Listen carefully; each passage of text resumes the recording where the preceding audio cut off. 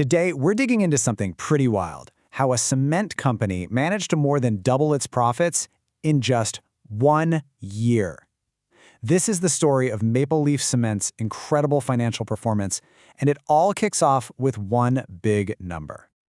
103%. Just let that number sink in for a second.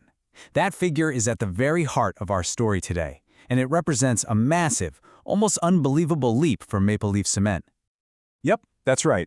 In the first quarter of fiscal year 2026, Maple Leaf more than doubled its profit compared to the exact same time last year, an absolutely incredible jump in just 12 months. That is the big question, isn't it? I mean, was this just one lucky break, or was it a combination of some really smart moves? Well, as we're about to see, the answer lies in 4 key areas, and we're going to start with the most obvious one. It always starts at the top, right? To really get how the profit boomed, we first have to look at the company's total sales, the top line. And here we see the foundation of it all. Net revenue grew a solid 5% year over year, hitting 16.5 billion rupees. Now I know what you're thinking. A 5% increase might not sound revolutionary, but it provided the solid base for everything else that followed. So, what was behind that growth? The how is actually pretty straightforward. They just sold a lot more cement here at home. A 22% increase in local shipments, that's a huge boost in sheer volume, and it was the main thing pushing their revenue up. But hang on, there's a really important little twist here.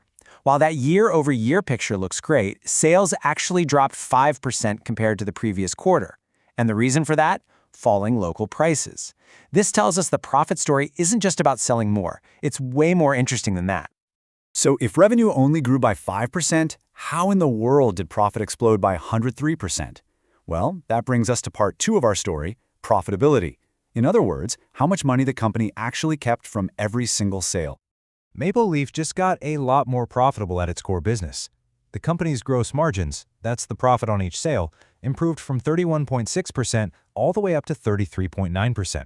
And this was mainly because of a more efficient fuel and power mix, plus those higher domestic sales we just talked about. So the key thing to get here is, this isn't some financial trickery. This number reflects real-world efficiency. They were literally making more money on the physical production and sale of their cement. But again, looking at it quarter over quarter, margins actually dipped from a high of 40.5%. Now, this wasn't a strategic problem. It was just a temporary operational thing. Their most efficient production lines were down for scheduled maintenance, which meant they had to rely on older, less cost-effective equipment for a little while. Okay, now for part 3. And this is where the story gets truly dramatic. Because this profit boom wasn't just about earning more. It was about spending a whole lot less. Just look at that, a 43% reduction in selling and distribution costs. That is a massive cut in the expense of just getting their cement out to customers. And it gets even better. They cut their finance costs, that's the interest they pay on loans, by half. A 50% drop. So how on earth did they manage these incredible cuts? Well, it came down to 2 major strategic decisions. First, they completely overhauled their distribution model, which is how they slashed those selling expenses. Second, and this is huge, they paid off all their short-term debt. This move not only cut their interest payments in half, but it also made their financial foundation so much stronger.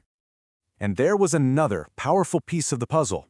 By managing their cash much more effectively, their other income from investments grew by an astounding 9 times. This wasn't just a rounding error. It added nearly ₹500 million directly to their bottom line.